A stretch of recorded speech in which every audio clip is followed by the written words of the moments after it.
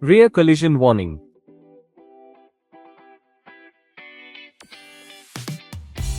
Rear collision warning prevents rear-end collisions with approaching vehicles by continuously monitoring the area behind the vehicle.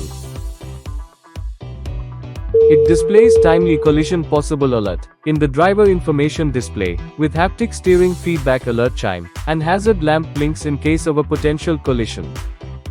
Warning.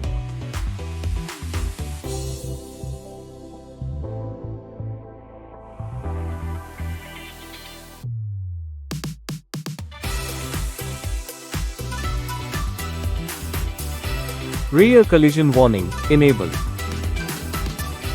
Rear collision warning can be enabled from Drive Assist in App Drawer. Select Collision Warning under Assistance tab and enable Rear Collision Warning toggle button. Rear collision warning disabled. Rear collision warning can be turned off by flipping the toggle button again.